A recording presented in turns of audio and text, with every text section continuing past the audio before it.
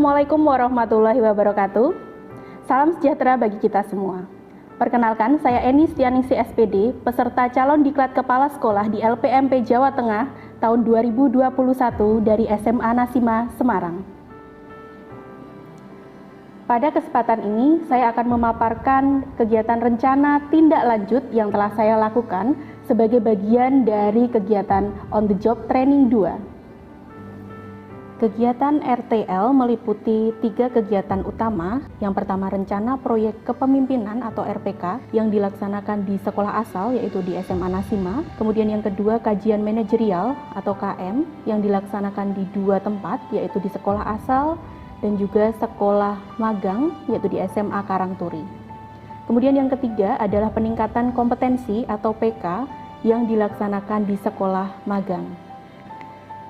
Kegiatan RPK ini atau yang kita sebut dengan rencana proyek kepemimpinan merupakan kegiatan di mana calon kepala sekolah mengidentifikasi masalah-masalah terkait pembelajaran dan mengidentifikasi inovasi-inovasi sebagai bagian dari solusi untuk mengatasi permasalahan tersebut. SMA Nasima merupakan sekolah dengan visi membimbing insan Indonesia berilmu dan berakhlak al-karimah. Berdasarkan hasil rapot mutu SMA Nasima tahun 2020, diidentifikasi masalah pembelajaran yang muncul dan akan diselesaikan, yaitu guru kurang maksimal dalam melaksanakan proses pembelajaran dengan tepat untuk mampu mengakui atas perbedaan individual dan latar belakang budaya siswa.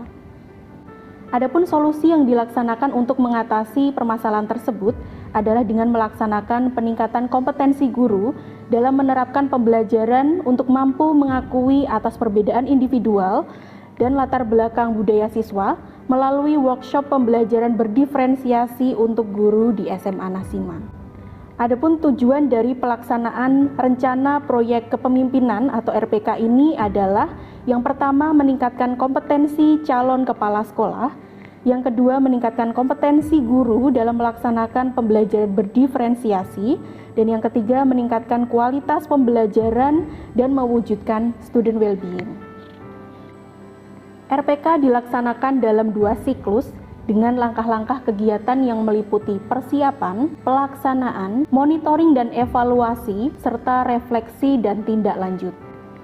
Pada tahap pertama, yaitu persiapan, diawali dengan koordinasi bersama mentor 1, wakakurikulum dan guru-guru yang akan membantu dalam pelaksanaan kegiatan.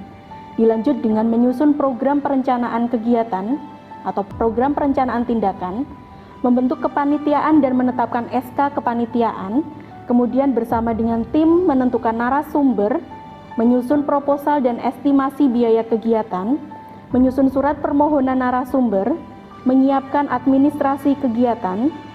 Selanjutnya dilaksanakan sosialisasi kepada Dewan Guru. Setelah itu, dipersiapkan pula ruang dan juga membuat backdrop workshop. Tak lupa, disusun instrumen monitoring dan juga evaluasi.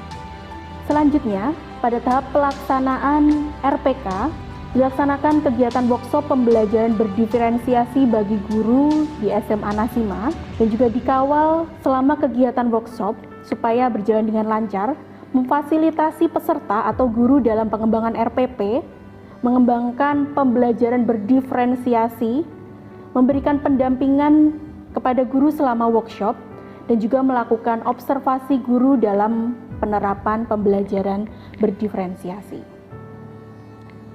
Tahap yang ketiga adalah monitoring dan evaluasi. Berdasarkan hasil monitoring dan evaluasi, kegiatan RPK sudah berjalan dengan baik, namun masih perlu pendampingan untuk meningkatkan kompetensi guru dalam menyusun pemetaan peserta didik. Tahap selanjutnya adalah refleksi dan tindak lanjut. Pelaksanaan RPK pada siklus 1 masih perlu dioptimalkan lagi dengan memfasilitasi guru untuk mengembangkan RPP pembelajaran berdiferensiasi berdasarkan hasil pemetaan peserta didik sehingga diharapkan mampu melaksanakan pembelajaran berdiferensiasi di kelas masing-masing. Oleh karena itu, perlu dilaksanakan siklus kedua. Pada siklus 2, dilaksanakan kembali workshop pembelajaran berdiferensiasi dengan menitikberatkan pada pemetaan peserta didik dan juga penyusunan RPP yang akan dipraktikkan untuk mengajar di kelas masing-masing. Selama workshop juga dilakukan pendampingan dan juga monitoring dalam pelaksanaan pembelajaran berdiferensiasi. Berdasarkan hasil monitoring dapat dilihat pada gambar berikut bahwa di semua aspek yang hendak dicapai mengalami peningkatan.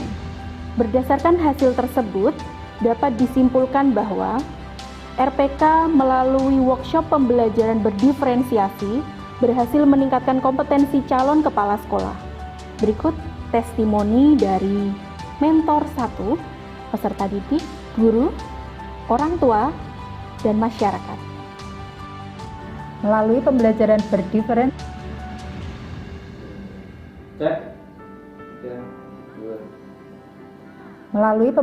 berdiferensiasi, Bapak Ibu guru SMA Nasima dapat melakukan pembelajaran. Saya dengan Dea Sinta Silvianisa dari kelas 10 IPA 2 SMA Nasima. Jadi di SMA Nasima itu kami mengenal pembelajaran diferensiasi teman-teman. Bapak Ibu guru menyampaikan materi sesuai dengan gaya belajar masing-masing peserta didiknya. Dan kami sebagai peserta didik jadi lebih mudah menerima dan memahami rangkaian materi pembelajarannya. Saya Fauzia Rahma Ulinuha, guru sosiologi SMA Nasima Semarang. Dengan diterapkannya pembelajaran berdiferensiasi tentunya berdampak positif baik bagi guru maupun bagi peserta didik. Bagi guru, mempermudah guru dalam menggali potensi lebih dalam lagi peserta didik serta dapat menentukan asesmen yang tepat. Kemudian bagi murid atau bagi peserta didik dapat mengekspresikan potensi mereka sehingga mereka dapat belajar dengan maksimal. Saya Ibu Mu'alifah, orang tua dari Alvan Nur Alif, kelas 11 IPS. Saya sangat mendukung adanya pembelajaran berdiferensiasi di SMA Nasima karena dapat memfasilitasi peserta didik untuk belajar sesuai kebutuhan dan karakteristiknya. Kegiatan RTL yang kedua adalah kajian manajerial. Kajian manajerial dilakukan di 2 tempat, yaitu di sekolah asal, SMA Nasima, dan sekolah magang, yaitu SMA Karangturi. Calon kepala sekolah akan mengkaji 8 SNP atau Standar Nasional Pendidikan berdasarkan raport mutu, menelaah kondisi nyata dari hasil raport mutu, menentukan potensi, tantangan, sehingga diperoleh rekomendasi strategis dalam peningkatan mutu sekolah.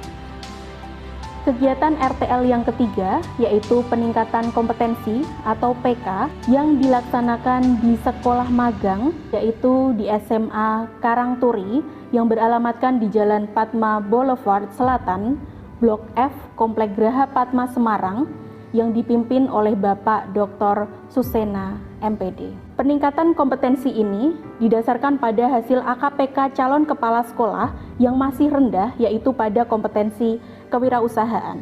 Pada tahap persiapan, pelaksanaan PK diawali dengan berkoordinasi bersama mentor 2 atau kepala SMA Karangturi, kemudian dilanjut dengan mempersiapkan instrumen wawancara, observasi, dan angket, serta menyiapkan dokumen yang terkait dengan kompetensi yang akan ditingkatkan. Dalam pelaksanaan peningkatan kompetensi, dilakukan wawancara, observasi, dan studi dokumentasi untuk menggali informasi-informasi untuk meningkatkan kompetensi calon kepala sekolah. Hasil dari kegiatan peningkatan kompetensi di sekolah magang yaitu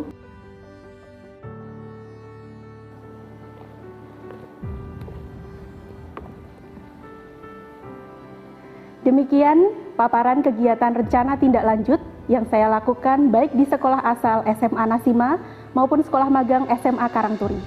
Semoga bermanfaat. Wassalamualaikum warahmatullahi wabarakatuh.